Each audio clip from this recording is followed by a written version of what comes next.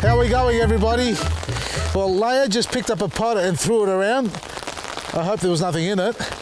And I'm holding an umbrella because it's raining. And I'm going to get used to holding an umbrella, I think, in the garden because it keeps raining. Sunshine this morning, about 28 degrees. We managed to mow the lawns and brush cut around the fruit trees in the orchard. And then the clouds rolled in and the rain came down, and now we're stuck here looking at the garden. Problems that we can have with this sort of weather, well, disease, high levels of disease. Mildew will develop, rust will develop. If your garden isn't well fed and well nourished, so the microbial activity in the soil is not active, well, your plants are going to struggle. They're going to start getting a lot of discoloration on the foliage, and you'll start getting problems occurring, and you'll have to start pruning and cutting and spraying. Bicarb soda is great for fungal like mildew to control that, so mix that with water. You can get eco fungicide as well. Our disease control pack, which is a bluestone base, is great to use. So is the wettable sulfur, and for the insects around the garden, diatomaceous earth to spray. I was about to frame up these tomatoes because they need to be framed and shaped up, and I'm going to do Andreas from Thomastown's version. I'm not going to do a flat wall this way, but rather three-dimensional, which means, well, depth-wise. So I'm going to put horizontal wires this way, but also that way off that frame there. So I build up this entire area, so they're not going to be espaliered, but rather framed up so they can sort of weigh themselves on the branches, on the wires or string that I'm going to set up. It needs a lot more posts. I only just started. I put 2 posts in. I didn't even get a chance to hammer them in. They're the Y bars that we use. I use, that is. But look, they're loose here. I only pushed them in by hand, went to go and get the sledgehammer. By the time I walked back outside, it started pouring. Let me show you some of the problems that occur. I've just noticed a leaf here with a little bit of discoloration. I'm going to cut it off. It's just starting to show a little bit of angular leaf spot on it there. That could almost be burning from the heat too, but that's the bottom leaf, and the energy is being pushed away from that up towards the top of the plant. So things like that, get rid of them, and I'm sure you already know how to do that, but they can be quite prevalent with this sort of weather that we're having. Hot weather, then followed by rain, and then sun again. The humidity goes through the roof and disease starts to develop. Another thing that I noticed, and if you can see in the background down there, is my cabbages, my monster cabbages. I left the roots in the ground, and rather than them dying off, they're giving me a second bout of cabbage leaf. Now, they may not form completely, and with this sort of weather, the white butterfly is out there, the cabbage butterfly is out there, so it's not a good time to be growing cabbages this time of the year because it is too warm, and the butterflies earlier on today, they were everywhere. You can't spray them. You can put some preventative things down like a deterrent because they are very territorial. So if you use white pansies, you can put white butterfly pansies, the ones with a couple of spots on the flowers. They're good. Or you can even put eggshells facing upwards, so half an eggshell, put a couple of dots with a black texture inside. It mimics that of a butterfly, and they think somebody else is here. But, you know, I haven't done any of those. I might put the pansies down because I like the colours as well, or the pansies. But when it comes to them being territorial, I see at least about 2 dozen in here at any one time. So if they are claiming territory, they should be fighting up there against each other. Now, these have been hit by caterpillars and snails and slugs. So I'm not going to pull them out. I'm just going to see how they eventuate. I can start cleaning them up, and you should clean them up. Get all these old leaves out, because they will start carrying disease and insects because they are very low in their Brix count, which means their nutritional value or their nutrient density. So the plant is not as healthy as it was when it first got planted. Just chuck that over there. But for a bit of fun, we're letting them grow.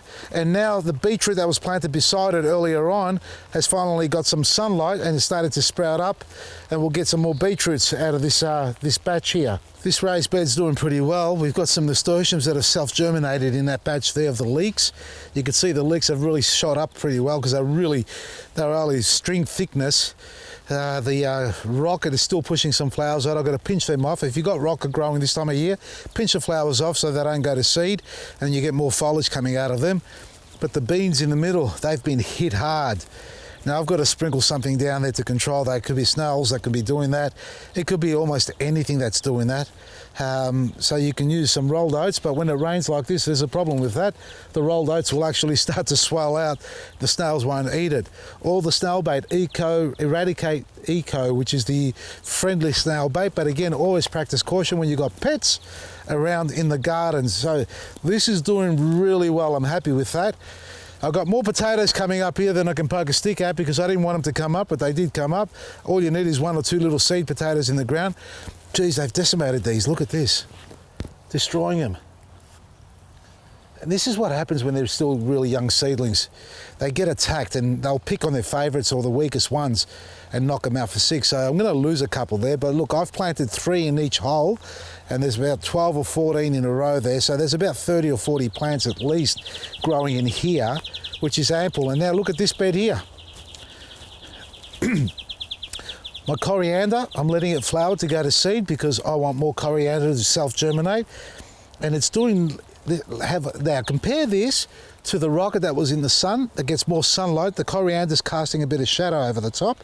It's flowering, yes, but it's more leaf coming up because it's getting a little bit of shade. So on the hot days, well, summer times, you're doing your leafy plants, it's good to give them a little bit of shade or plant them somewhere where there's not as much direct sunlight so they can push out their foliage rather than be compacted or compact size.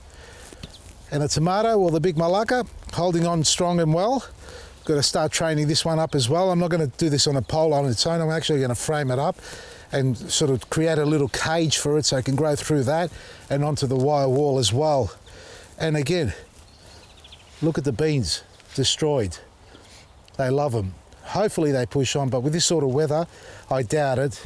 But these ones on this side here, so far are better. They're starting to get attacked as well. I need to put some bait down to protect them. And the rain stopped. Well, only for a moment, I think, because it's still pretty cloudy up the top. And this is the third bed, and this is Cara coming up to say hello again. Chili plant in here. Which one's this? I can't even read that. Carolina Reaper. Careful, that's a hot one, sweetheart. You don't want to touch that. I haven't finished planting in this bed. I've got my beans in the middle. Now, these were given to me as well. These are the long, big, almost like a snake bean. One's been, I'm going to use the umbrella to point at. Look at that, gone completely there, eaten completely out. So if I get half of these taken off, I'll be happy because that's plenty for me. Nothing planted in here. Spring onions, replanting spring onions. I need to cut this one down. Actually, I didn't cut it down because it's flowering. I'm going to keep that. But you can replant your spring onions and allow one to flower. For those who haven't grown anything in their garden ever, lettuce, spring onions. Start with those two and you cannot fail. Spring onions will give you spring onions year after year, season after season, and just multiple harvests. Just keep cutting them to the ground until they decide to push up a flower head. Leave one or many if you like the flower. Let the flower dry out, the flower bud, the pompon on top, and when it does, you'll see the black seeds pop out. They'll fall to the ground. Even in this mulch, they'll fall down and make their way through, and eventually they will germinate again. And I need to take off one more leaf from this tomato plant, just here. This is just weather caused. It's not malnourished because the soil's rich as, but we've got some more discoloration on the ends there. See that spotting?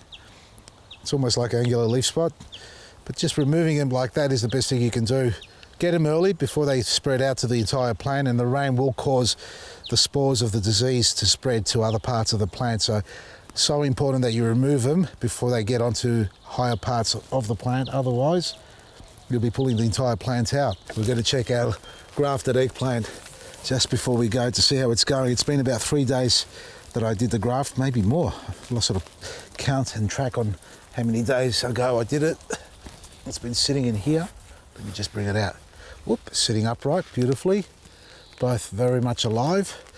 That had a wilt on it the first day after I finished grafting, and it's rightly so because it went through a shock stage, but now it's sitting upright, so that tells me sap is flowing through.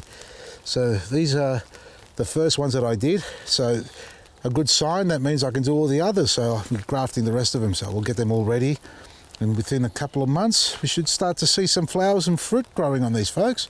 Eggplants, So if you've got a little hothouse, well, you're lucky because you can protect your plants from this crazy weather experiences that we're going through, folks. You need to take cover, and if they're predicting hail, because look, I expect everything now. If you're going to see some hail, start framing up and covering it at least with some bird netting or insect netting to stop any damage being caused into your garden. That's what I'm going to have to do here, where I'm planting all my new seedlings, my tomatoes and all things like that especially. I'm going to put a bit of netting on it over the top. I think the wildlife bird netting, that will suffice and that will protect them so we don't lose them, because the last thing I want to see is another crazy cycle of bad weather, enough to destroy my garden, and then you're going to start hearing some really Greek naughty words coming out. But otherwise, check out your garden and make sure it's healthy and clean off all the dead leaves or damaged leaves on them, and spray them if you need to, or otherwise just keep pruning as I just said, and keep them well hydrated. Even though it's raining, check down below, because sometimes the water doesn't get right through there. I know it sounds crazy, but there are times, especially in new garden beds, where the water won't penetrate all the way through. So make sure you do the finger test, check the moisture and clean them up as they need to. Check out our website, vasilisgarden.com, and I'll see you tomorrow. From me, Vasili, Maresi.